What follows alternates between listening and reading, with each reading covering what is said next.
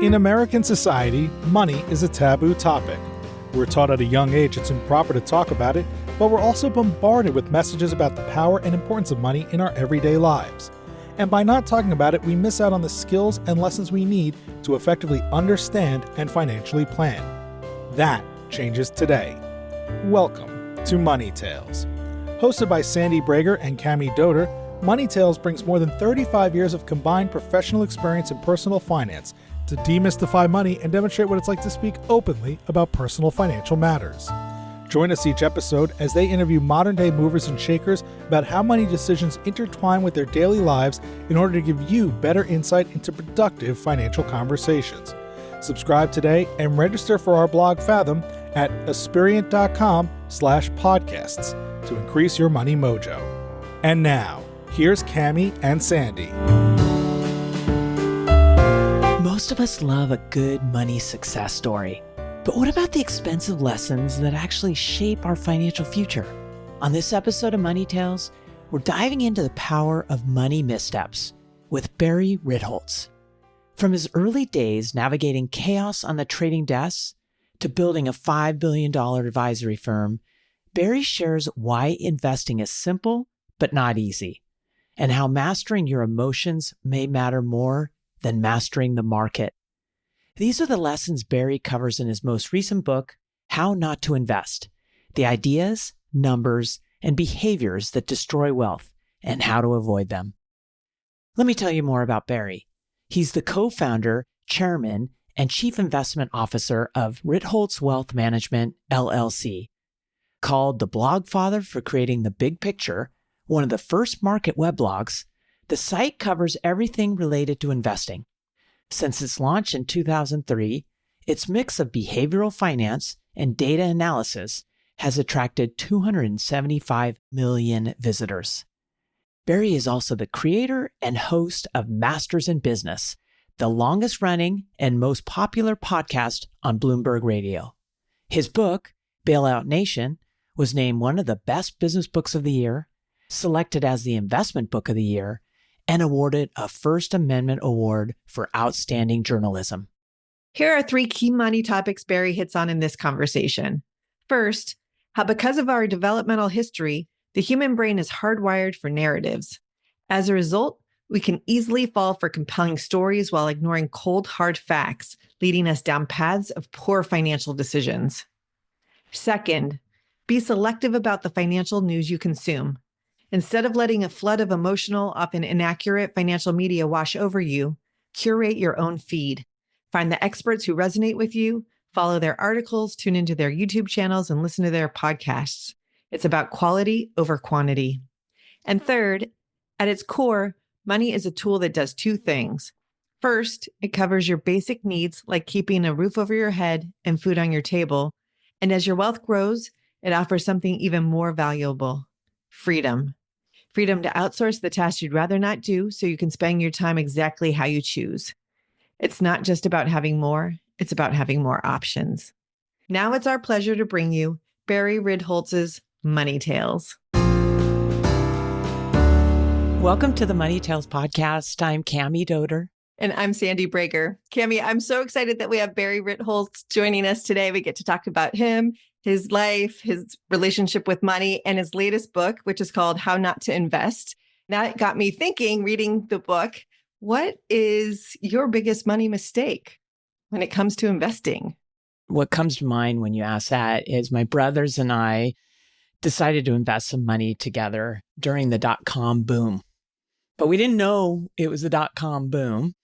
We just knew that everyone around us seemed like they were getting wealthier and wealthier and making these great investments. So we said, well, we can do that. What's the saying? A rising tide lifts all boats. Yes. Because we were like, this is so easy. And my brother at the time, his back was out. So he's watching all the news programs. He was emailing us his ideas, and he's a really thoughtful research, but it was often prompted by something he saw on TV. So we were just doing great until we weren't. The bust happened. There's so many lessons in there. One, diversification. Beware of FOMO. FOMO. Barry writes about this, the news programs and them telling me, you got to get into XYZ. I'll tell you what an important lesson. It was an expensive lesson, but maybe it's priceless because it saved us from doing it at other times. How about you, Sandy? What's your answer? My biggest investing mistake happened when I was starting my career. I was 21 years old, got my first real job, was sitting in an orientation and had to fill out my 401k paperwork. I knew enough to contribute as much as I could afford at the time, but I had no idea about investing and I didn't know what to do.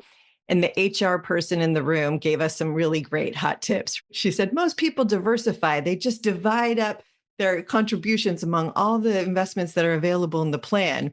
So I had something like, a 25% allocation to bonds as a 21-year-old who's not going to touch this money for decades. That was a good learning for me of be careful about where you take your investment advice. And certainly as I got to learn about investments as I progressed in my career and changed toward wealth management, I've learned to really appreciate that lesson even more. It's so important to talk about these mistakes. We normalize them. And then that felt cathartic to me to share that story. Well, it's my pleasure to turn our conversation to our guest, Barry Ritholtz. It is fantastic to be talking with you on Money Tales. Well, it's fantastic to be here. Thanks for having me. Let's start by telling us a bit about yourself, your background, and would you highlight a couple key events or decisions that have been instrumental in shaping who you are? I'm Barry Ritholtz. I'm founder, chief investment officer, and chairman of Ritholtz Wealth Management. I have a couple of side hustles, but throughout all of these things, I describe my job as making complex financial issues understandable so people can make better decisions, whether it's the financial crisis or just basic portfolio allocation. The side hustles are I'm host of Bloomberg's Masters in Business podcast, which is now in its 11th year, over 500 episodes. That was literally the first Bloomberg podcast, and they have since podcastified. And I'll take a little credit for that. Previously, I was investing in financial columnist for the Washington Post, now at Bloomberg. I wrote the book Bailout Nation to explain how the great financial crisis came about. And my new book is How Not to Invest, the Bad Ideas, Numbers, and Behavior That Destroys Wealth. And it comes back to the same two issues. How do you make the complex understandable? And how can you use that knowledge to make better decisions? Two or three pivotal moments that help explain who I am. I have an odd background. I was originally applied math and physics and then went to law school. Loved law school, hated the practice of law, and eventually found my way to a trading desk at a friend's firm. And that led to a career in finance. When I was on the trading desk with a minimum of training, where they kind of throw you in the deep end of the pool and whoever doesn't drown becomes a trader. First of all, I love trading, and I was self-aware enough to recognize that always looking for a vein, looking for that dopamine hit. I'm normally pretty oblivious, but I had a little bit of insight like, hey, you're doing this more for fun, not for P&L. But the aha moment, which sent me on a specific course, was you're on a long desk of a whole bunch of traders, mostly guys, not all guys, but back in the 90s, it was mostly dudes. And I was fascinated. How come the guy next to me is killing it this week? He's making so much money. And the guy on the other side of me is just getting demolished. Whatever he touches turns to crap. And then the following week, the roles reversed. And suddenly, Mr. Can't Lose can't find his way out of a wet paper bag. And the bum is constantly killing it. And I found a book in the mid-90s before behavioral finance was really a big thing by a Cornell professor named Thomas Gilovich. I think his book, How We Know What Isn't So, was the first mainstream behavioral finance book. It was manna from heaven. That book, or at least the first 2/3 of it, are really psychology based. You realize how little we know about what's going around us, how a lot of our decisions are hardwired into us. We think we're exercising free will when we're just responding to stimuli.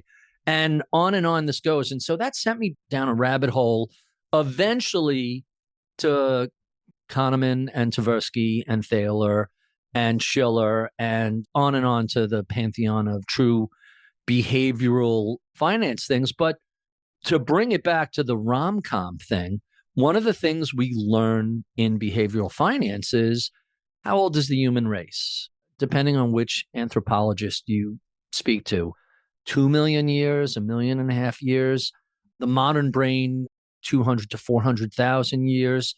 For most of human history, humanity was not literate. We couldn't read or write. In fact, even when the printing press was invented by Gutenberg in whenever the 1600s, 3%, 2% of the population, the kings, the nobles, the church, they could read. The average person, the merchant class, the peasants, the farmers, they couldn't read. So how do you communicate between people down through generations? How do you tell people, hey, don't eat this berry, stay away from that snake, they're both toxic.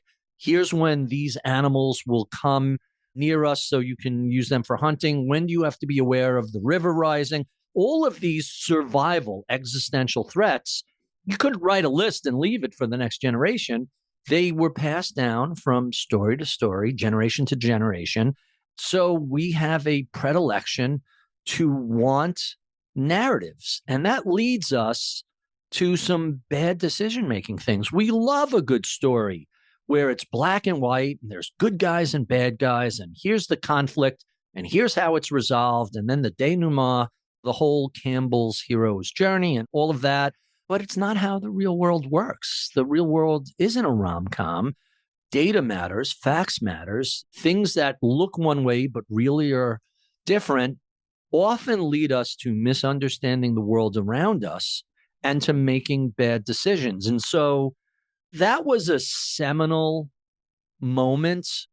As much as I want to argue that, hey, that's a great narrative, and here's the eureka moment, jumping out of the tub. I'm hearing all the music, Barry, as you're talking. The lights coming on.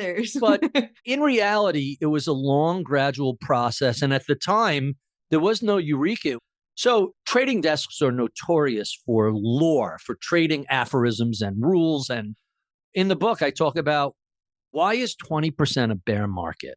So I researched it. I looked all over. And the short answer is it's bullshit. It's made up. It's made up by pundits. It's made up by the media. It's nonsense. But it's a rule of thumb. And people like, oh, okay, we're in a bear market now. How does that help you? Does that help you? If you sell when we're down 20%? No, that turns out to be a terrible idea. You should be a buyer down 20%, even though it might be down 34% like it was in Q1 2020. And so once you start this process of, I have to go back to first principles and think about why we believe what we believe. And as often as not, the reason we believe stuff is nonsensical. And that leads to poor decision making. Going back to first principles, tell us your backstory. When you were growing up, how did you connect with money? What was going on? I have two siblings. I'm the oldest. My sister's about 2.5 years younger than me. My brother's about 8.5 years younger than me. The three of us in the same household grew up in very different financial circumstances. So my dad's boss suddenly dropped dead and the whole business collapsed. And he had to scramble to find work in the 70s. It's tough finding work in that era. And I grew up pretty hard scrabble, lower middle class. If you're poor and you're like suburban Long Island poor, where mom was a real estate agent and dad formerly was a white collar worker who eventually launched a sporting goods store, there's poor and then there's poor. That's not the worst poor, but I remember money always being tight. I went to a state school that I worked and paid for myself. I paid for law school myself. By the time I'm in college and my sister's in high school, things were a little easier. And my brother has no idea what it's like to be poor because by the time he's in high school, the store was doing well, the economy was doing better. The three of us each had a different upbringing. The way that affected how I look at money, first, I was a lawyer and my angel of a wife thought she was marrying a lawyer, so there would be financial stability. She was an art teacher, very successful, had a great career for 30-something years. She introduced at the high school level teaching fashion illustration and design. She thought she was marrying a stable lawyer, and she married someone who was about to throw all that away, switched careers. And the first 10 years in finance are really tough, especially for someone who doesn't want to be a salesperson or a broker. So I felt like I was making much less than my peers who stayed in law and had moved up the pyramid. I mean, I love law school. I hated being a lawyer. My blog is called The Big Picture, and I am not a detail, minutia sort of guy. I don't want to balance a checkbook. I keep a running total in my head. I don't want to do my own taxes. That is not my strength. 10,000 foot view, big picture, for sure. But very much I felt like I was behind where my peers were, at least for the first 10 years in finance. I started kind of noticing what I call pain points with money. And what's a pain point with money? I have this vivid recollection of being in the supermarket with my wife. By the way, she hates shopping in the supermarket. It's a playground for me. I have fun. It's a running diatribe, making fun of really stupid product names, and it's just fun. Back when money was tight, she was agonizing between not even the Rouse marinara sauce, but between the crappy store brand and the medium thing. And this was about mid 2000s. I was starting to make some money. People were starting to have a sense of who I was. I've been writing in public for about 7 years by then. Again, the running total, the being facile with numbers. I said to her, buy the most expensive sauce. If you do that for every item in the supermarket, we can afford it because we're not as broke as we were when I switched careers 10 years ago. And what are we spending a month in the grocery store? $1,000. If you buy the most expensive item, maybe it's $2,000. We can swing that. And suddenly I started to notice people have pain points everywhere. I'll give you my favorite examples. So I am hard on clothes. My wife always says, whatever you buy, make sure it's Barry proof. So now food isn't a pain point. What about going out to eat? Well, when you're young and broke, you go to cheap and cheerful restaurants. You start making a little money. You go out to nicer places for anniversaries or birthdays.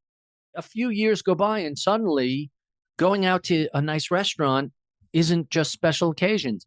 It's Friday night date night. Where do you want to go? Pick a place. It doesn't matter. That pain point went away. The clothing pain point, for the most part, went away. Short of couture, I could go into Nordstrom's and buy anything. Barry shouldn't really be wearing $400 shirts because they'll eventually be $400 bibs. But still, these new stretch jeans are a little nicer than the Levi's you've been wearing. Hey, they're $175. Just shut up and buy it. You spent $300 on dinner last night. So clothes went away as a pain point. You were able to get over your pain points, which is hard for some people. As you progress through time, as you mature in your career, and as some of your expenses shift, when you first buy a house, it's a little bit of a reach. And then a few years later, it's like, we can easily afford what we thought was a reach. You're making a little more money year by year, hopefully more than inflation goes. So vacations were a pain point. Who the hell spends 10 grand on a vacation? You start making enough money. I'm looking out my home office window. There's half a foot of snow outside. It would be nice to go to the Caribbean. As we progress through our lives, eventually it's cars. I don't know when people reach the point where you could go buy any house and there's no pain point, especially where we live. It's insane. Taking complex questions about what should I spend? What should I spend time on? And the takeaway for that is it's not about the gadget, whatever the gadget happens to be. It's about the time and experiences that that thing can generate. We see this in everything. We see this in people's spending. We see it in how they spend their time, and we see it in their portfolios. You mentioned this earlier. Why does a 21-year-old have any bonds? You have a 45, 50-year time horizon. As long as you can tolerate the volatility, why should you have bonds in your portfolio? You're right, but we just don't provide enough financial education, and we don't provide enough opportunities, I think, for people to engage in money conversations. So I really appreciate what you're saying in your ability to simplify things.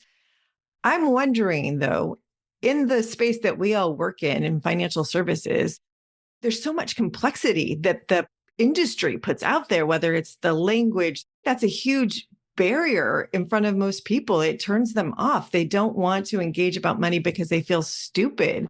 They can't even understand the language. First, youth is when you should make mistakes. There's this very odd phenomena.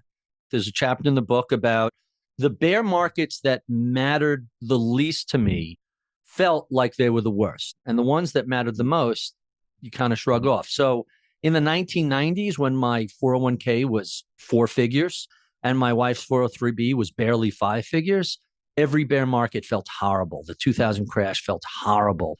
9/11 and the aftermath felt terrible. From an emotional perspective, from a financial perspective, who cares if your $8,000 401k is down 40%? It's meaningless. On the other hand, fast forward 25 years later, every bear market where not only do I have a real portfolio and a real 401k, my entire business is dependent on what the market does. And every time there's a crash or a drawdown, it matters so little because the thought process is, I've seen this movie. I know how it ends. This too shall pass. And so there's some of that. I love the Howard Marks quote, experience is what we get when we don't get what we want. And so everybody has to go through that experience. Back to complexity and jargon, every profession has their own specific language.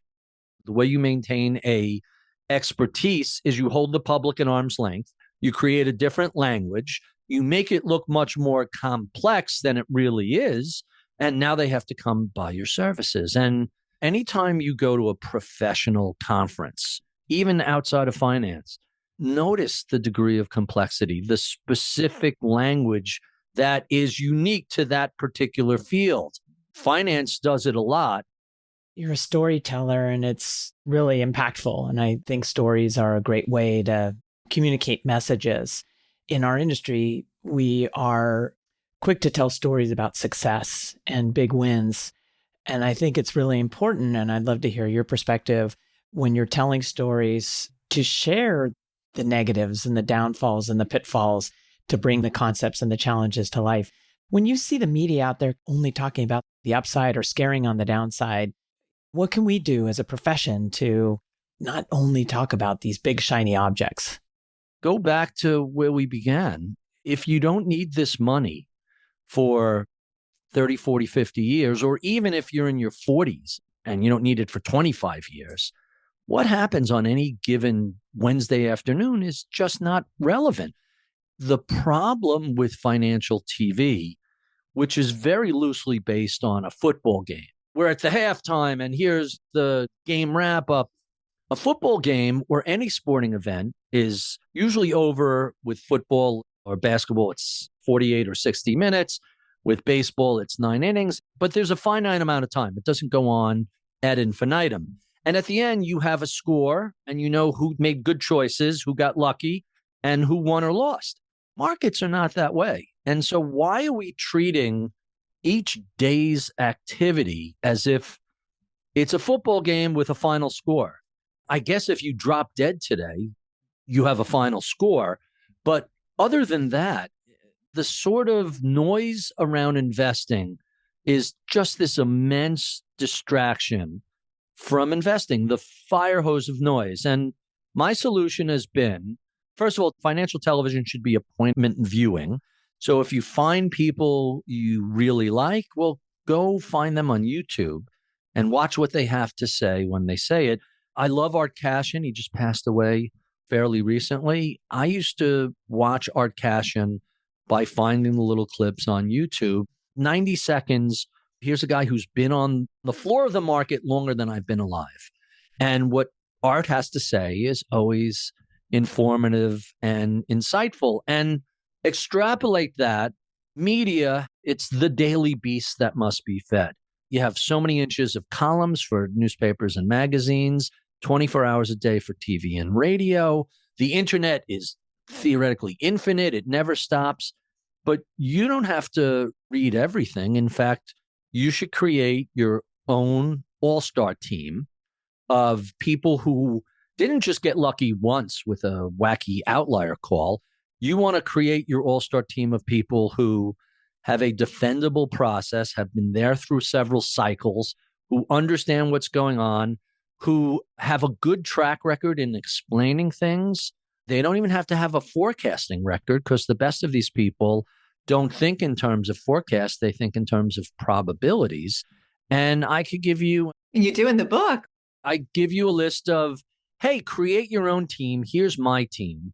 Every person I mention, whether it's Torsten Slok or Ed Yardini or Ed Hyman or Sam Rowe or Jason Zweig or Morgan Housel or Ben Carlson in my office is also on my list.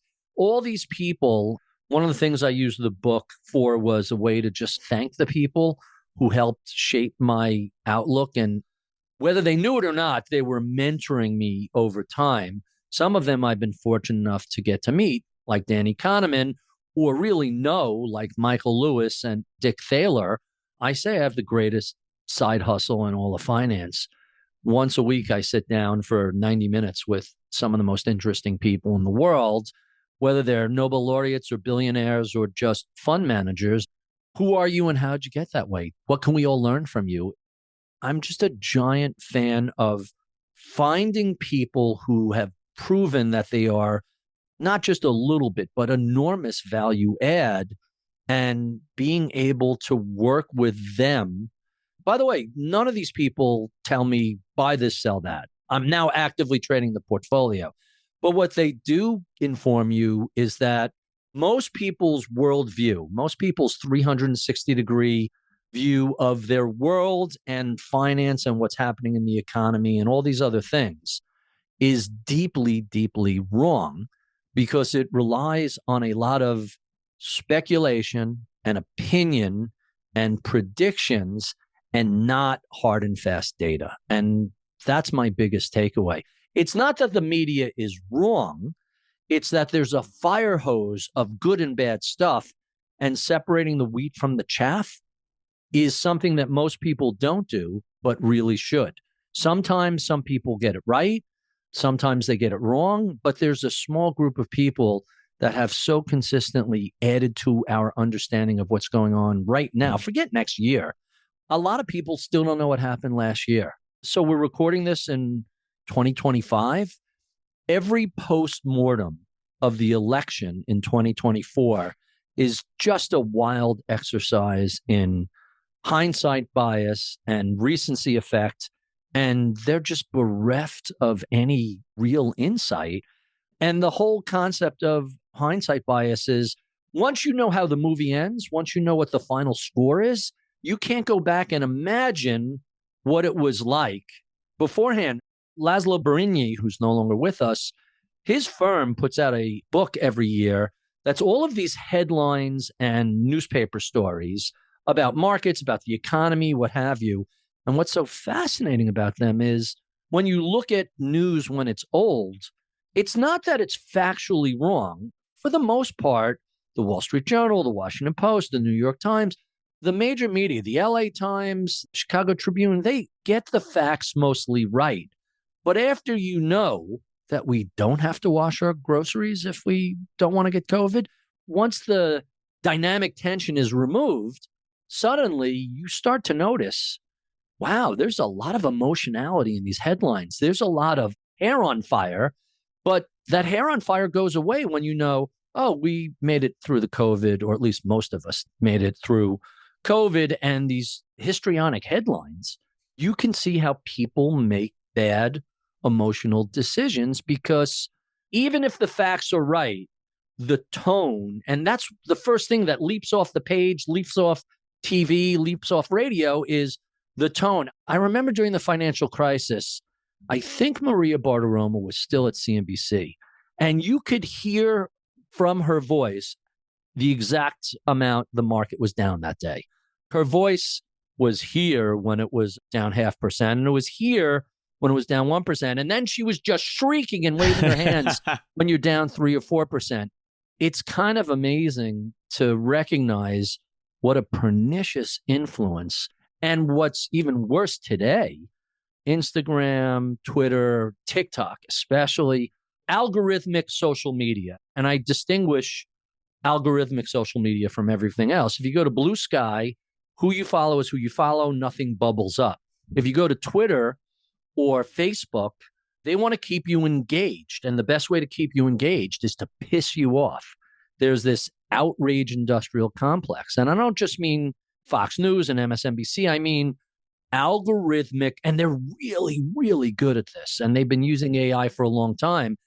If you do something because of something you read or saw on any social media, any algorithmic social media, the odds are that you're going to end up making a mistake, whether that's invading the Capitol on January 6th or selling everything in the first quarter of 2020.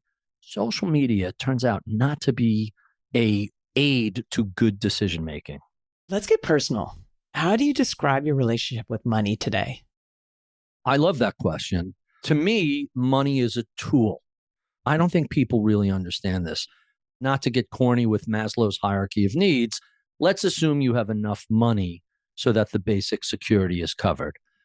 Money allows you optionality. It allows you to do things. It allows you to not spend time doing the things you hate. I talked about, I hate doing my taxes. I will pay someone to do my taxes. I used to like mowing the lawn. I did that as a kid. I got better things to do with my time. I used to work on my own cars. I don't really do that anymore. I don't have the time, and the technology has mostly advanced. But it allows you to do things that you might not have realized that you can do. It frees you up from wasting time. Money buys time. It potentially buys experiences. It allows you to affect your friends, family, and favorite charities in a way that's positive. If you have a healthy relationship with money, you understand what it can and what it can't do. I think back to complexity and making things understandable. I'm stealing this from someone. You want to make things as simple as they can be, but no simpler. And we all have a tendency to grossly oversimplify things. Just look at the history of people's relationship with money and happiness. Does money buy happiness? Well, first, money chases away the lack of money blues. Clearly, that's a factor. And you could do things with money that perhaps bring some degree of happiness. Sahil Bloom has this wonderful quote I really like. I'm going to get it wrong. Money isn't everything, but it can't be the only thing. Having the options, having the flexibility to take your family on vacation. I hate the spending scolds that say, never buy a new car. I actually said to someone, how come you hate your family? What do you mean? Why are you driving a 20-year-old shitbox? Why don't you have the latest, greatest safety features on your car? Why don't you have seatbelt tensioners and blindside warnings and lane departure warnings? Those are the sort of things that the smart use of money can buy. It creates not just security, but freedom and options. It frees you from doing the things you don't want to do.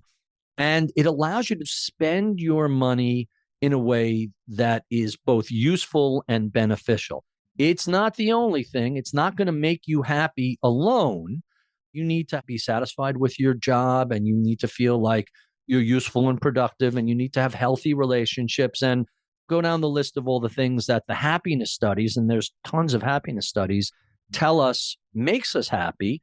But money gives you some options and some choices, which I noticed when I did not have those choices, and it did not make me happy. Barry, do you have a financial advisor? I have 30 financial advisors. I work with a couple of people in my office on our taxes, on my own personal finances outside of the market. The portfolio, I just let it do its thing and I stay out of its way. It's everything else. It's tax planning, it's estate planning, it's things along those lines where working with a financial advisor really makes a huge difference. And I mentioned you should have an all-star team of media people whose insights you trust. The same is true for professional counsel. You need a really good lawyer who's seen whatever you're going to go through before so they can give you good advice. You need a great tax accountant. You need a fiduciary advisor who's going to make sure your interests come first. And you also need a good GP, a good doctor who, if you need to be referred out to a specialist, has a good network of people they can plug you in. Putting together that wise team of counselors, absolutely crucial. So I have more than a financial advisor. I have a team of professionals helping me make decisions. I don't want to think about my taxes. I don't want to think about, oh, wait, I have to start drawing down on this. When do I take Social Security? Do I really need to start thinking about that? I'm early 60s. Why am I even talking about that? But you need people who are experts in that space and can keep you on this right path.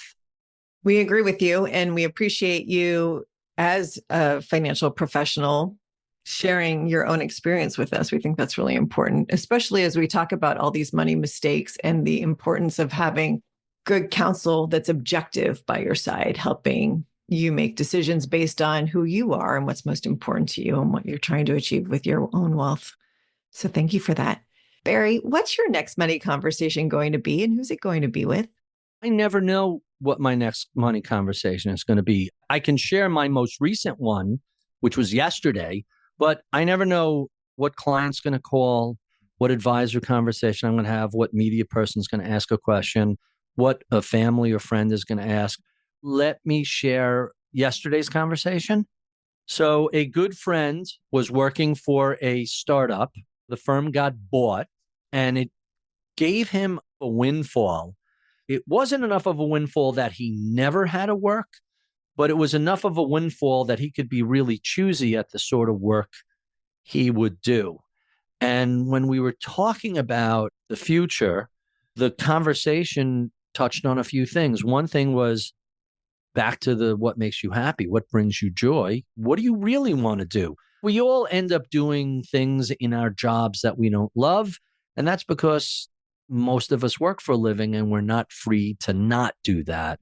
But he kind of had that wiggle room, and he's young enough that he can't just tap out. He still has another 10, 20 years of a career left. I recommended he take the Hollywood auteur route, which is if you're a well-regarded actor, director, producer, and you're not quite done, but you want to slow down a little bit, you can be a mercenary for this movie, meaning a Marvel big paying tentpole movie. And then the next movie, you could do a little indie Sundance premiere sort of tiny, no real salary movie, but you loved the script and you really loved the co-stars you'd be working with, and you alternate.